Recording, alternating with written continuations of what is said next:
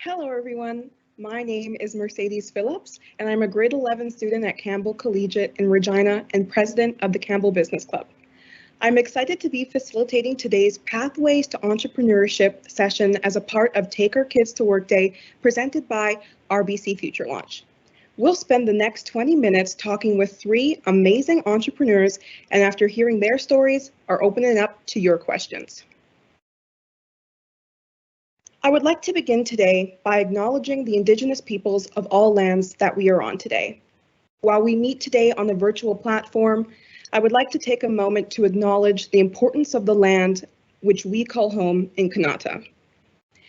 As we gather today on these lands, we are in solidarity with our Indigenous brothers, sisters, two-spirited peoples, and family to honor and respect the 4 directions, lands, waters, planets, animals, and ancestors that walked before us, and all the wonderful elements of creation that exist.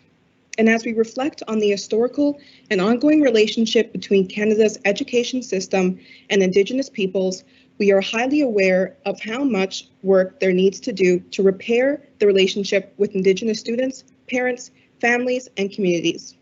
We recognize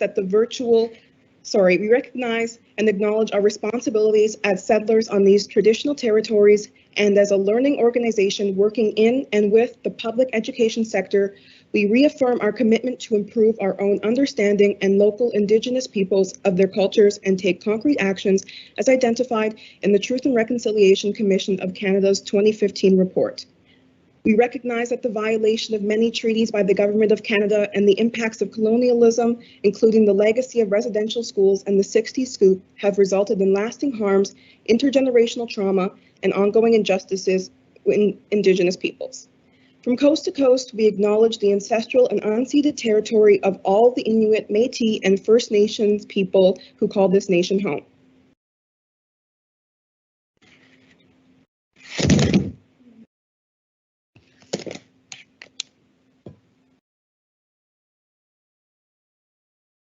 Today, we are thrilled to have with us Jordan Dooley, lead outreach agent and founder of Verthi, and Mark Marcellet Noegabo, founder of Birch Bark Coffee Company, and Sage Lacerte, founder and CEO of Sage Initiative.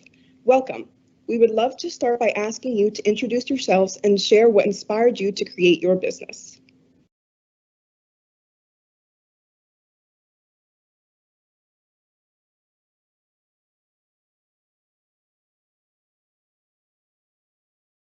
Jordan, I'm going to ask you. Thank you. Hey there, my name's Jordan. I just want to say thank you so much for letting me have the opportunity to speak here. I started up a company earlier at the beginning of the year called Verthi, kind of based around the idea of creating sustainably made goods. That's something that I really believe in. I currently work as a park ranger out in British Columbia for BC Parks. And, my whole life I've kind of spent my time outside playing. I find that that's probably the most fun thing in the world.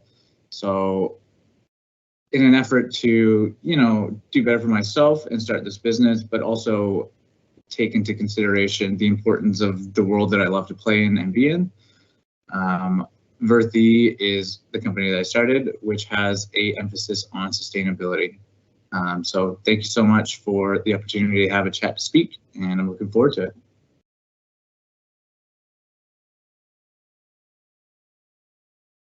Oh, this is a quick little diagram there of how our sheets are made. So.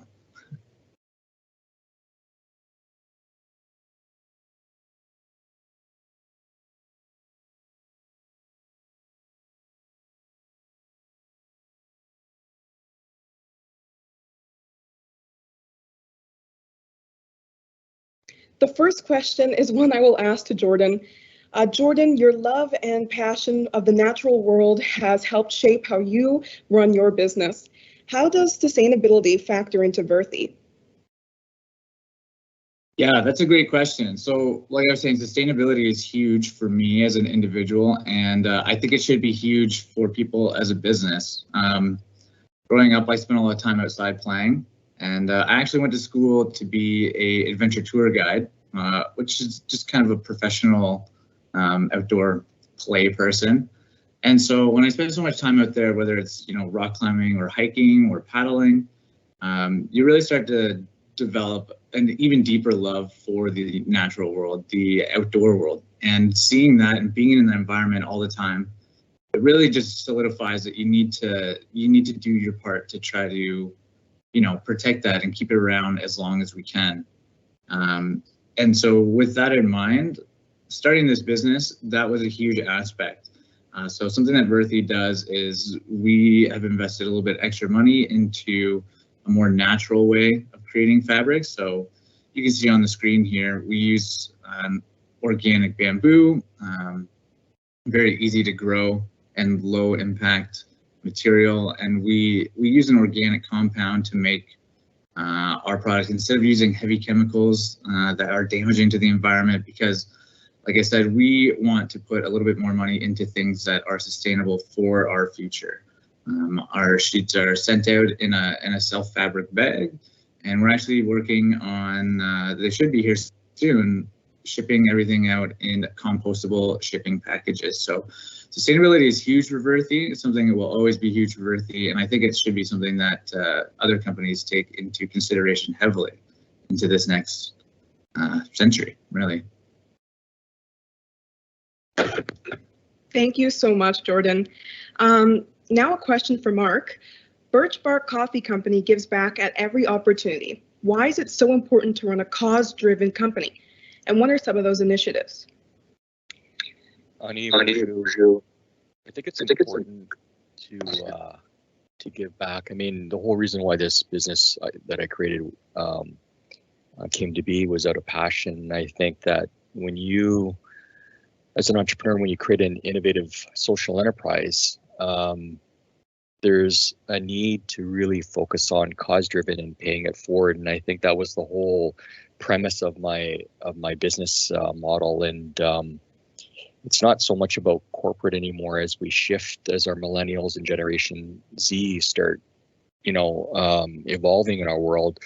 They're our next future people to run our world, and it's important as mentors to be able to show that startups or scaling up businesses such as mine are really trying to shift the way people see business. And it's not about monetary, it's really about changing the world and making it a better place. And I think that businesses that do this have a great opportunity to have social impacts.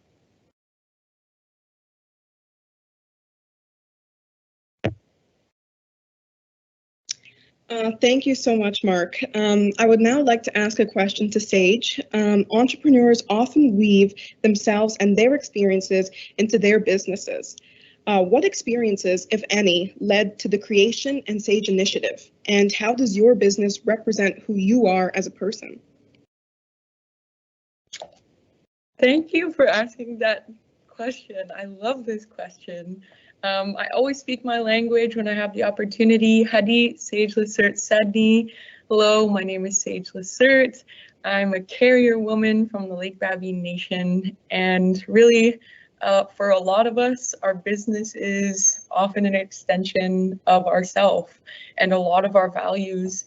I'm proudly an Indigenous person. I'm proudly a queer person and a feminist. And I love to advance some of those values as much as I can, particularly in my communities. So the way that it's an extension of myself and my experiences have been wrapped into my business. I was raised in the Native Friendship Centers in Canada. If you go into your community, each of you can probably find a Native Friendship Center. That's where I was raised, and I was taught by my matriarchs to care for my community, make sure everyone's fed, make sure everyone is loved, and make sure that we have time to celebrate and to grieve together. So I founded my business. You can see my logo up in the corner is a bear. I am a member of the Bear Clan. In my culture, that means that the bear is really significant to me.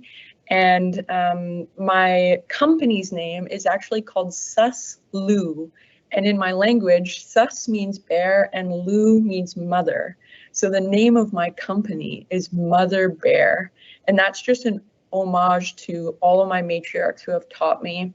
And Sage Initiative really is just as me, my name, and as an initiator, as somebody who believes that we can be generative together, and that to call on all of our relatives, whether they're human or non-human. I believe in Mother Earth as being all of our shared first mother, and that we need to take care of her. And we can do that by using our money as medicine and learning to invest in better ways than things, in my opinion, like crude oil in Canada, that we can move away from towards green energy and to really take care of our Mother Earth. So thank you. I really appreciate the opportunity to be able to speak some of those concepts of relationality and community into this circle. Thank you very much, Sage. Wow, time is really flying. I would like to ask one more question to all of our panelists before we go into student questions. We all know that the future of work is going to demand flexible skills we call the global competencies that include collaboration and creativity. Can you share how collaboration and creativity have come to life in developing your businesses? Let's start with Jordan. Yeah, I think that that's huge. Collaboration is, you know, it's hard to make something, and it seems a lot of times that it can be so daunting, especially if you want to start a business. You know, where do you start? Where do you go? Where do you get the information from? Maybe you're not a pro in every section, but you know, we're lucky to live in such a diverse time where we have the opportunity to communicate with people so easily. For example, this panelship, or this panelist here, you know, there's so many smart people out there, so you don't have to be a pro in absolutely everything. There's so many people that would be willing to give you ideas and advice. I'm willing to, everyone on this panel is willing to, and it's just a matter of asking, and it's super important. You have the resources, so definitely do it. Ask those questions.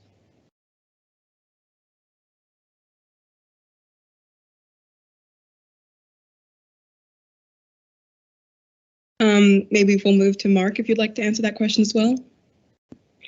Yeah, it's a really good question. It unpacks a lot.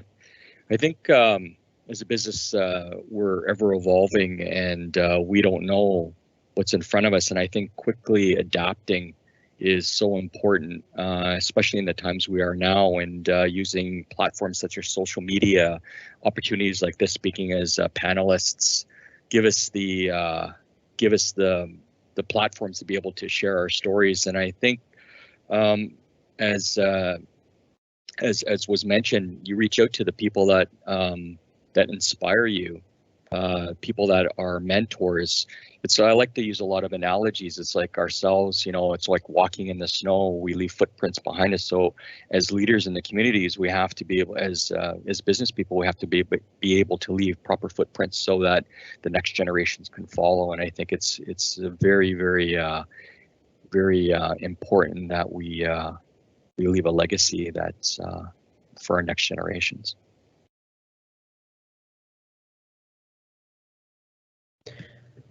Yeah, I think my biggest thing is mentorship. I had so many aunties.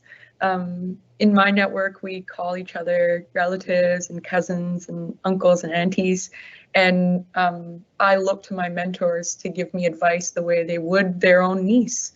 I would expect that you would give me advice that, really does carve out that pathway and gives me a roadmap and helps me out, because as a young innovator, it's so important to have that backing behind you. And I'm so grateful for that collaboration, for all of those opportunities for more creativity, and to co-create something entirely new that we would never have been able to make if we just did it on our own. So just echoing, what Mark and Jordan said, we're a lot stronger together.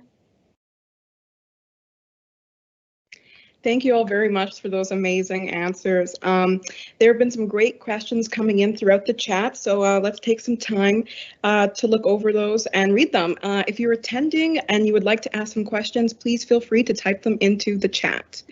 We'll start off with Cole. Cole asks, if all of you could go back and talk to your younger selves, knowing what you would do now, what would you say?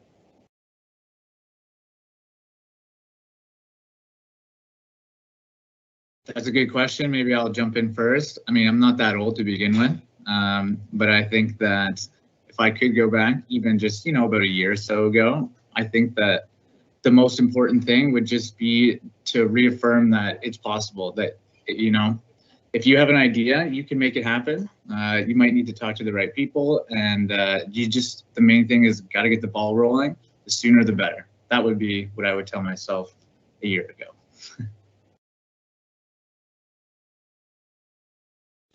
Awesome. I love that answer.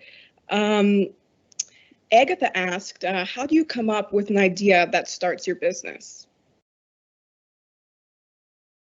Mark can answer that if you'd like. Yeah. Well, as a First Nations person, as Indigenous people, we're very much visionaries, and I believe in our dreams, and so a lot of the stuff that's happened with my business is through dreaming, and also writing my notes down. I keep a pad of paper, pen or pencil beside me, and I always jot down everything, and that's how a lot of my stuff comes to be. And I reflect back on it, and I incorporate it into my business, and it's proven to do quite well for me. So I'm very proud to say that that's kind of like the way I do things with Birch Bark Coffee Company. Awesome. For Sage, what is the most rewarding thing about your job as an entrepreneur? I love that question. I think it's probably being a role model for the folks that maybe do or don't fit into the identity markers that I just mentioned. I really want to see a lot more gendered and racialized representation in the space, and Sage Initiative is a network for women and genderqueer folks. And when I'm able to open the door and to extend a hand as an auntie to some young people, so many people have reached out to me at Sage Initiative on Instagram. Usually they'll DM me and they're like, I haven't seen anyone that looks like me before or has the same identity markers, and you've given me drive to start my own idea, to start working on my own idea. And that gives me a lot of hope as a role model and as an auntie. Awesome. This question will be directed at Jordan. York Region District School Board asks, what's one piece of advice you've gotten that's helped you or changed the way you wanted to go about forming or starting your business? Yeah, that's a really great question. What's one great piece? I've gotten a lot of advice so far. Probably one of the best ones for me is to just, it can seem really tough when you start a business. It can seem like, maybe you're not doing the right things, especially for me. I'm kind of the whole face of Verthy, it's my company, and I doubt myself at times. Is this the right way to do this? Am I spending too much money on this? But I had a mentor tell me, just believe in yourself. When you can reach out to other people and get some feedback, most of my feedback has been positive, so I use that to guide myself through my path. So I'd like to say that I'm trying to keep myself on path because of the feedback that I'm accepting, and also having that belief in myself that, because I do believe in it. I think having sustainably made goods for things that you use every day is super important. And I think just with that philosophy, it's a good one, and I believe in it, and that's really, really helped me to take me where I am so far. Awesome. This question is for Mark. Nikita asks, what age did each of you realize that you wanted to be a leader and start your own business? Oh, I guess I'm pretty much older. I think as an entrepreneur, you're always striving to better this world, better something. And some of the multiple hats I wear is also in the justice field. So I've set some national standards in the justice field in British Columbia, and so I think at a young age I've always wanted to help people and be a shift thinker, I call it, like change the way people think, and if I could inspire people to shift the way they think to the better of our world and making it a better place. I think I've always been that way, and as I've gotten older, I've had opportunities to really look at my business and see where I could go with it. And I believed in what I was doing, and I think that's what really matters as a person that wants to make change, is believe in what you're doing, as Jordan was saying, and really don't worry about any barriers that are in front of you. Just look at what the end result is of where you want to be. I love that answer. Sage, Sebastian asks, do you feel like your business reflects you and your interest and makes it more interesting and successful?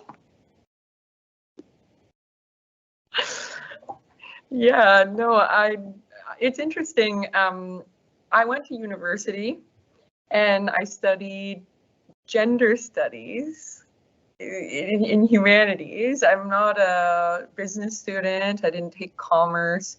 And I started a business in investment management. So it's an interesting pathway. You don't necessarily always have to follow this really traditionalist pathway that people set forward. A lot of people don't go to business school anymore. I just want to put that out there into this group and to let you know that if you have an idea and you just really want to pursue that idea, that you don't necessarily have to spend thousands and thousands of dollars on a particular training. You can actually just find a mentor or maybe even an accelerator that can help you get there. And that's what really helped me. I took the Fireweed Fellowship and I sourced some community members who helped me really find key learnings that I needed. That's just one piece that I really wanted to speak into this space, is that every pathway looks different and you can just find yours, and that's totally cool. Awesome. Jordan, Chloe asks, what would all of you say your favorite thing is about owning your company? Ooh, there's so many nice things that it feels like. I think maybe one of the best things for me is I'm having so much fun with this company. You know, it's my company and I get the opportunity to make all the decisions and watch it grow. And, you know, it's not necessarily the fastest growth, but it's the little accomplishments that you make along the way are just super rewarding. And the fact that, you know, you're reporting to yourself, and making all the decisions, you know, that's huge. It makes you feel really proud when you can take a step back and say, hey, look, I've created this with help from other people, with, you know, their ideas. But at the end of the day, you know, the options are yours, and I feel very proud of what I have created. Even though it's small, it's still very accomplishing feeling. Awesome. Mark, somebody asked, what is your advice for overcoming fear and failure? There's no such thing as an entrepreneur having that. You have to persevere. I think as Indigenous people, we're very much about resilience, right? It's staying focused on what you believe in, and I think by doing so, you can really overcome your fears. And as I mentioned earlier, with the roadblocks, let's call them our fears. I never, you know, while they might be there, I focus on where I want to be. And, you know, big goals we have, and with Birchbark, we want to be on the same playing field as some of the bigger companies. And so there's a lot of perseverance going forward. And if I was to focus too much on my fears, I wouldn't be focusing on bettering people's lives and focusing on the solutions. So I try and push that away and leave that to the side, even though it's there. I stay more on a positive note, and I really focus on inspiring people. But that's not to say that fears aren't there. You just have to look at, there's a saying, hope walks through the fire and faith leaps over it. And every adversity contains a seed of an equal or greater benefit. You focus on that and you just keep shooting forward. That's a great response. Thank you so much, Mark. And then we'll pose our last question to Sage. Where do you see yourself as an entrepreneur in the next 10 years?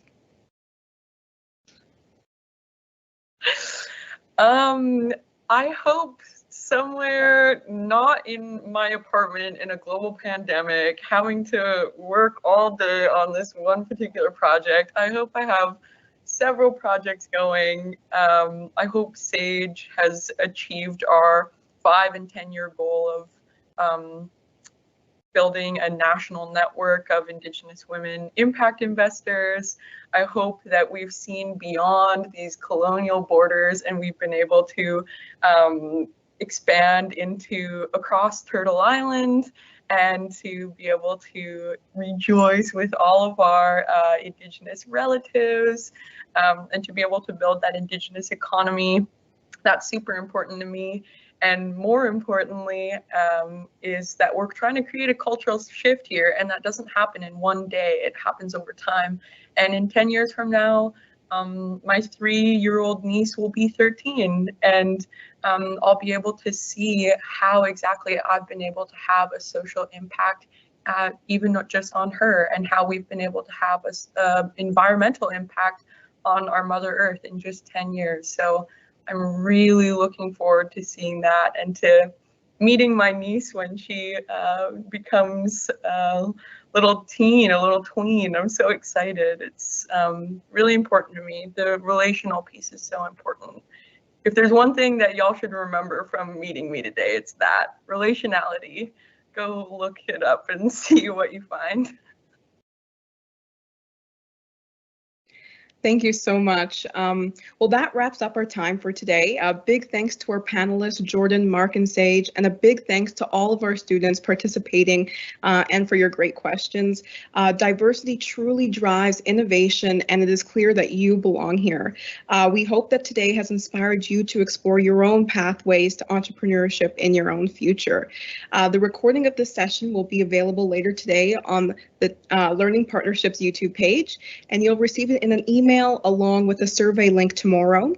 Don't forget to fill out our anonymous student survey shared by your teachers, parents, or workplace hosts for your chance at winning one of 7 $100 prepaid Visa gift cards. Thanks again, and have a great Take Our Kids to Work day. I'd also like to mention we are going to take a 60-minute break and come back at 12:50 Eastern Standard Time with the session, The Coming Creativity Boom, presented by RBC.